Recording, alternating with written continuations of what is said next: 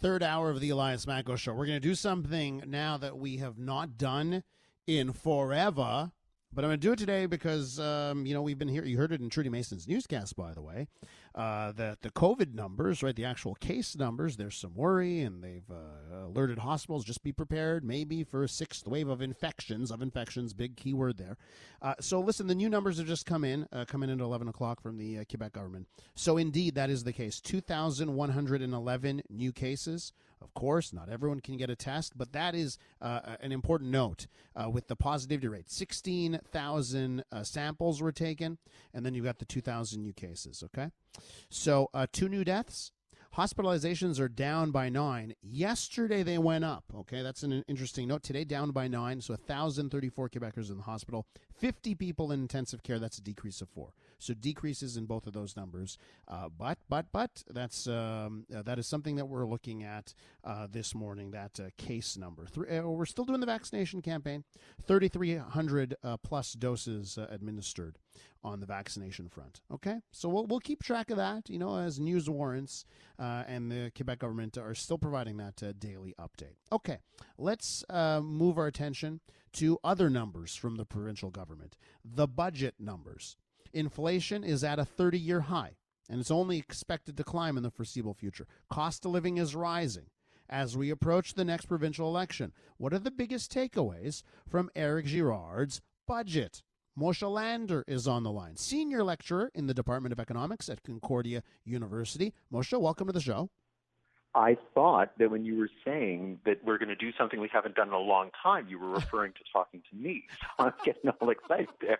But I'll take this as the second best intro. Well, you know what I said before the newscast when I was teasing this segment? I said one of the reasons why I like talking to Moshe is because sometimes you're a little spicy with your commentary, right? So you give it to us honest. So I love this. Okay, so I'm very happy that you're back. Moshe, I know everyone's talking about the $500 payment for Quebecers earning less than $100,000 a year, right, to compensate for inflation. That has been the headline, the top line. Give it to me straight, Moshe. What are your thoughts? I don't like it. Why? I don't like it one bit. It's a bad idea. So the issue that we're having with inflation right now is being driven by supply side constraints, right? That's every news story, is that there's some sort of supply side issue. So let's use a really simple analogy, and let's just say that Doritos are in short supply. You can't find them on the shelves.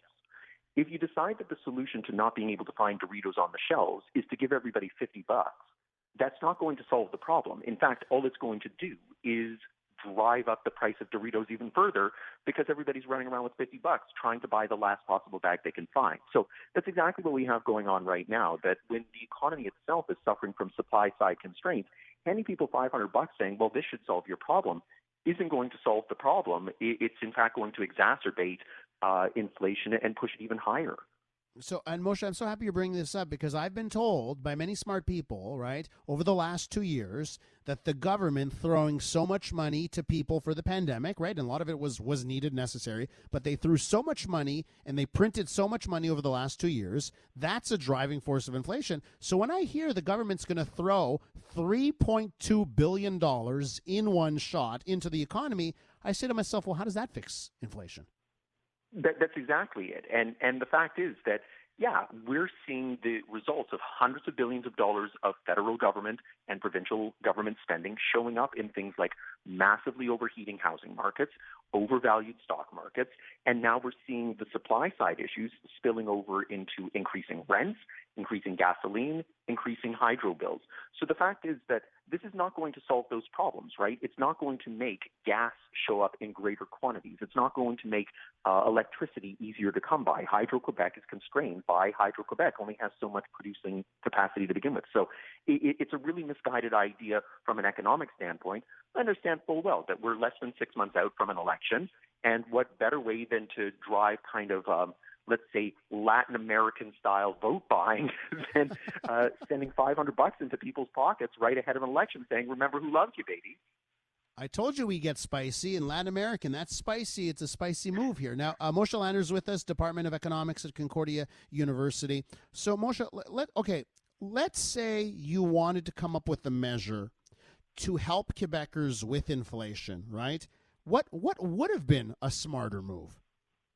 Well, let's deal with this in two parts. So first of all, the fact is that the Bank of Canada is really the one that's going to be able to do the most about controlling inflation, right? It's not something that governments have any control over. And if you wanted to try and control inflation, then one way to do it is to actually reduce government spending, right? Remove one potential consumer out of the marketplace, and that takes off some of the demand-driven pressure. But the other thing to note, too, is that even in their forecast, they're saying that they expect inflation this year to be 2.9%. So 2.9% falls completely within the Bank of Canada's target of 1 to 3%. Okay, it's at the high end of that target, but it's within the target. So, what we're experiencing right now is very much a one-off temporary exercise rather than something that this is going to be the face of, the future Canadian or Quebec economies. So to try and put in these temporary measures, it's probably a misguided policy. Now, if you want an answer of what would I do, if you're going to tell me that the true issue here is that, yes, the government is staying awake at night worried about hydro bills running out of control, give everybody a $500 credit on their Hydro-Quebec bill. The fact is that money would be drawn down over a period of months, so it's not coming all in one shot where everybody's going to race out with those $500 and spend them all within the same 3-week period. And the fact is then that it's going to be proportional to your energy usage. Somebody who uses a lot of energy then is going to have that money available to them much faster than somebody who uses a little bit of energy and isn't as exposed to inflation. But of course, the fact is that that's going to be highly benefiting the large householders, or it's not going to be benefiting people who don't own a home and things like that. And that's, I think, why the government wanted to avoid this type of policy. We're with Moshe Lander from Concordia University talking about the latest Quebec budget. Moshe, let's get to the spending side of things. Let's get to the deficit side of things, right? The deficit apparently going to be $2 billion less than originally projected. They're saying a return to a balanced budget for 27-28. They're going to go in a nice, slow, steady fashion, keep up the generations fund in that. What about that? What about that side of things? Deficits and debts. Is that something that you're concerned with? So it's good news that they want to return to balanced budgets, but the idea is that your budget balance should reflect the state of the economy. So it's no different than individuals. When you're doing well in your life, you would run probably a budget surplus, right? You probably earn more income than you spend, and during those productive years of your life, you save money. During the years where things are a little lean, that's when you would run a budget deficit, right? You would probably outspend your income and need to borrow. So for the government to say that we expect to return to a balanced budget by 2027, 2028, 2052, it's just kind of a number. And it's not surprising that that 5-year plan would just happen to be at the end of the next 5-year mandate of the next legislature. So, picking that number is basically saying that, hey, if you reelect us, we'll move towards a balanced budget. We're making no commitments during our time in power again that we're going to do that. So that's kind of a little bit of a silly number that they just pulled out of a hat. To me, the bigger concern is what's the structural deficit? And the structural deficit is when the economy is operating at its potential. Is the government balancing its budget? And the fact is, it's not. And that's a lot more concerning to me that they didn't introduce anything in this budget to address that problem. And that you forget about pandemic and extra spending for that. Structurally, we're still in that position. Moshe, you have a few more minutes for us? Of course. Continuing on the Elias Macko Show, we're talking about the Quebec budget, and Moshe Lander's being very gracious with his time and sticking around. He's from the Department of Economics at Concordia University. Moshe, do you have a car, Moshe? No.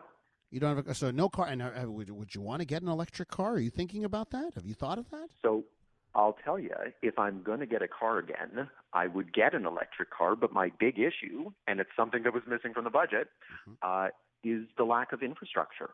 If I want to drive from here down to Toronto, is there an infrastructure in place that's as easy and convenient and as accessible as a gas-powered car? And unfortunately, federal government, provincial governments are not helping to put that infrastructure in place. So rebates for buying electric cars and things like that is great, but it kind of ties back to the first segment where we're going to run into a supply constraint issue, not a demand constraint issue. So they've put some money for the charging network. And I can actually, Moshe, can I answer your question? You want to interview me on this half. To answer your question, is there an infrastructure for the Montreal to Toronto, let's say? You know the en route stations? No, Ontario, they've got the en route stations. So now they are putting in charging stations at all of the en routes. So Ontario is tackling that. Just last weekend, I drove from Toronto to Montreal. I did a road trip, Moshe. I went down to as far south as Washington, D.C., then I went to Pittsburgh, then to Toronto, and then came back to Montreal, all in my electric car, right? And from Toronto to Montreal, if you've got a Tesla, they've got the charging stations. And it was fantastic. So it depends on what kind of car you have, of course, but they are, at least on the Ontario side, been adding it. And Quebec has been ahead of the game on the EV front and the charging stations with the Circuit Electric. So those options are available. I know the big deal is charging locally if you don't have a driveway, if you don't have a parking spot. And we're the best in Canada when it comes to that too. So I don't know if that changes anything for you. It's still not enough, right? But you're right. It's moving, right? So all I would suggest is that from this budget, what you do is make sure that you're not putting the cart before the horse, right? Yeah. So what they could have done in this budget was say, look, we're going to help to accelerate that infrastructure rollout. We're going to help to make sure that Quebec remains at the front edge of these things, or we're going to help to make sure that the cities themselves offer these. And then in the next budget, we can talk about, now that we know that that infrastructure is going to be there, now we can help you with making that transition, right? The issue right now is to offer that rebate. So great, I buy it, but I'm still going to run into that supply side constraint, at least temporarily. And so it kind of dulls that incentive. So it's maybe a little bit more for show than it is for dough, right? What is the economist's perspective on the Quebec decision to reduce the rebate on electric cars from $8,000 to $7,000? Because you know what? Supply demand, right? The demand for electric cars is off the charts. It seems like they don't need help selling right now, particularly with the price of gas. So from an economist's perspective, the decision to lower the rebate from $8,000 to $7,000, does that make sense to you? That part I'll give credit for. Yes, that is in fact the correct thing to do, right? So if you're offering that subsidy in the beginning, and a very lavish one in the beginning, it's in part to try and help the manufacturers gain the economies of scale, right? They're still not at a point where they're producing mass production like Toyota or Honda or Volkswagen would on their gas-powered automobiles, right? So in part to try and kind of stimulate that demand and say, look, there's a bunch of customers out there that want these things. That helps the producers to ramp up capacity.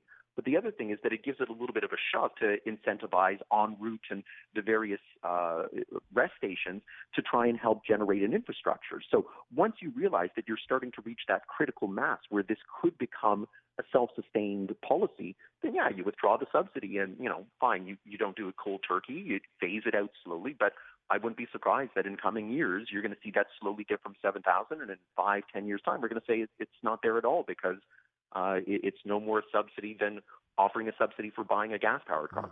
And I want to reiterate what you're saying here, because there are some people who are really surprised and they're upset, right? They were about to buy an electric car. Now they've seen another $1,000 go by and they're upset about it. And the writing is on the wall here, right? As electric cars become a higher percentage of cars sold, it's around 12% right now in Quebec, and it's the hockey stick curve going higher. As that number goes up, there's only one way the rebate goes, and that is down, right, Moshe? There's no way it increases if demand is increasing.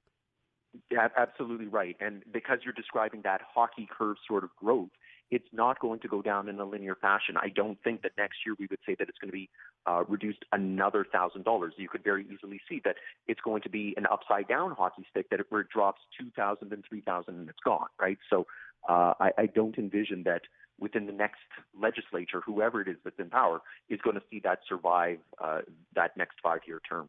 Let me tell you, in China, Moshe, the electric car rebate was cut by 50% on January 1st. And next January 1st, it's cut by the rest. It goes to zero as of next year, right? So China's ahead of this game. They're selling a lot of electric vehicles there, but they're getting rid of the rebates entirely because that's where we're headed. Moshe, let's pivot to other stuff from this budget. Is there anything else in your mind? Because, it's 470 pages, and a lot of the attention is on two things: $500 electric cars.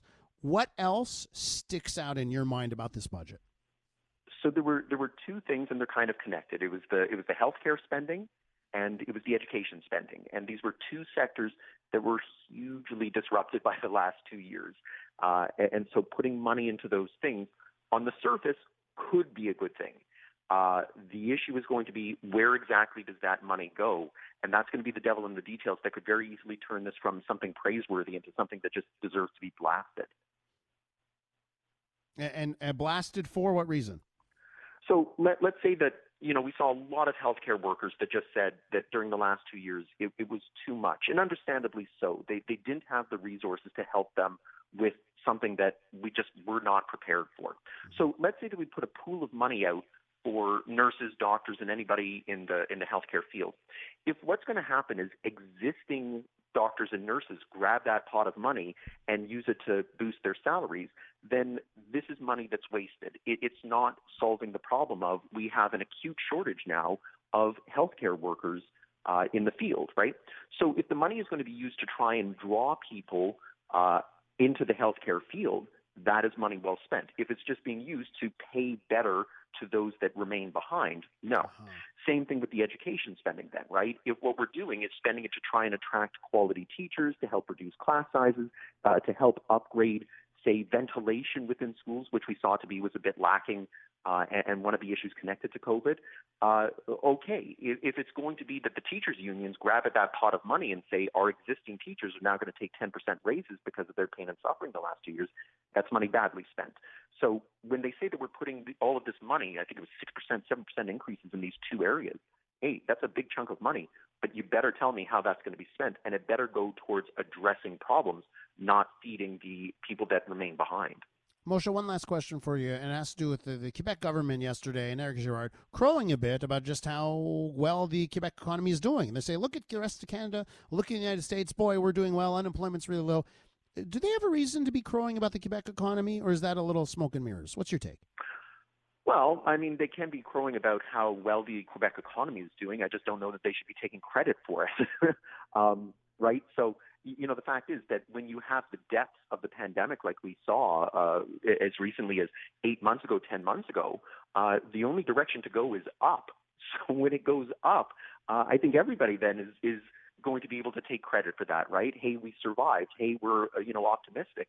The fact is that it's not anything that the government necessarily did. What they could say is that we did what we could to try and help the patient survive, but now you guys are running with it, and credit to you.